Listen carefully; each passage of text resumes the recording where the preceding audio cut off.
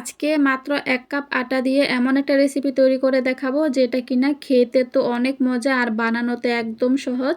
আর এটা ঠিকঠাকভাবে সংরক্ষণ করে রাখতে পারলে ১ মাসের মতন ভালো থাকে। আসসালামু আলাইকুম everyone, welcome back to my channel. প্রথমেই আমি এখানে নিয়েছি ১ কাপ পরিমাণ আটা, এর সাথে দিয়েছি হাফ চা চামচ লবণ এবং ১ টেবিল চামচ পরিমাণ রান্না রেগুলার তেল দিয়ে হাতে খুব ভালোভাবে মিশিয়ে নিয়ে ময়াম দিয়ে নিচ্ছি। আর এই ময়াম দেওয়ার কাজটা যতটা ভালো হবে নাস্তাগুলো কিন্তু ততটাই খাস্তা হবে। এরপর আমি নরমাল ঠান্ডা পানি দিয়ে একটা সফট ডো বানিয়ে নেব। পানিটা কিন্তু এখানে কিছুতেই একেবারে দেওয়া যাবে না, তাহলে ডোটা অনেক বেশি নরম হয়ে যাবে। সেই ক্ষেত্রে নাস্তাগুলো কিন্তু একেবারে খাস্তা হবে না, আর সংরক্ষণ করেও কিন্তু রাখা যাবে না। সেই জন্য আমি এখানে অল্প অল্প পানি দিব আর মিশিয়ে নিব। তো মেশাতে মেশাতে আমি একটা টাইট ডো বানিয়ে নিয়েছি, আপনারা দেখতে পাচ্ছেন। ডোটা এই পর্যায়ে কিছুতেই নরম করে ফেলা যাবে না। আমি ডোটা খুব সুন্দরভাবে বানিয়ে নিয়েছি।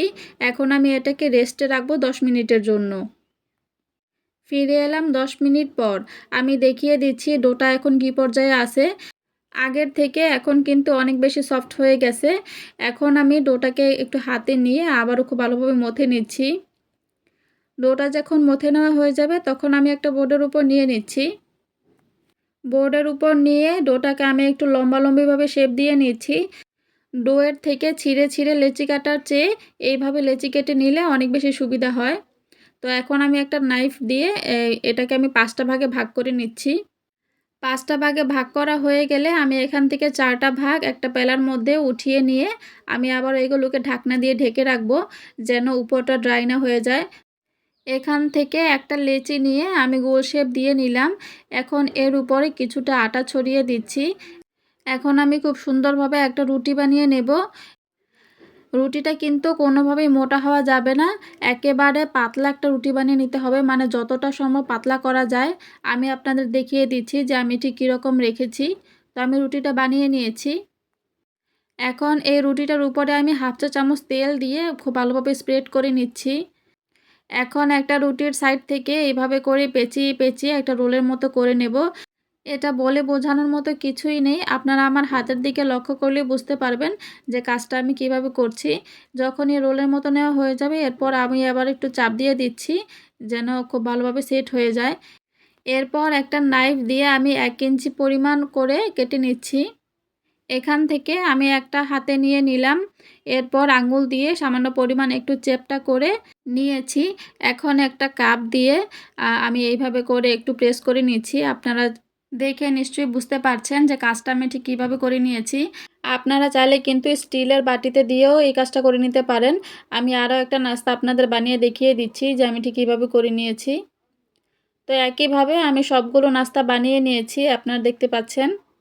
এখন আমি এগুলো ভাজতে চলে যাব। চুলার জাল লোতে রেখে তেলটা যখন সামান্য একটু গরম হবে ওই পর্যায়ে নাস্তাগুলোকে দিয়ে দিতে হবে। খুব বেশি তেলে কিন্তু নাস্তাগুলো দেওয়া যাবে না, তাহলে ভিতরটা কাঁচা থেকে যাবে আর উপরটা অনেক বেশি তাড়াতাড়ি কালার এসে যাবে। নাস্তাগুলোর একটা সাইড যখন কিছুটা কালার আসবে ওই পর্যায়ে আমি উল্টিয়ে দিচ্ছি। এখানে একটা কথা মনে রাখতে হবে, আপনারা যদি নাস্তাগুলোকে 1 মাসের মতো সংরক্ষণ করে রাখতে চান তাহলে কিন্তু খুবই মুচমুচে করে ভাজতে হবে, না হলে নাস্তাগুলো একেবারে নেতিয়ে যাবে।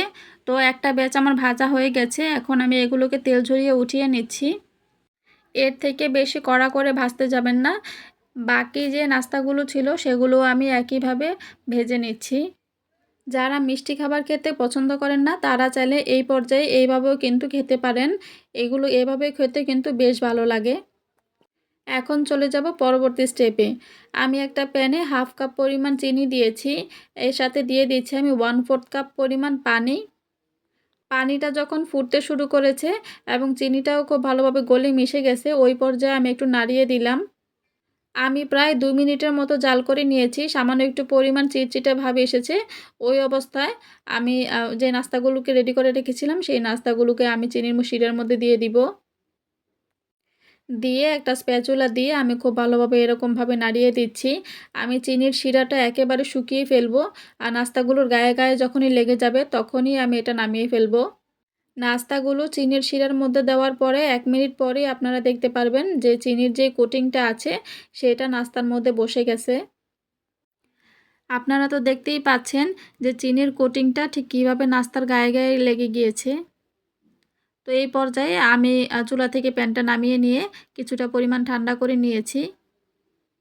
এখন আমি পরিবেশন করে দেখিয়ে দিচ্ছি। দেখুন নাস্তাগুলো কিন্তু দেখতে খুবই সুন্দর লাগছে।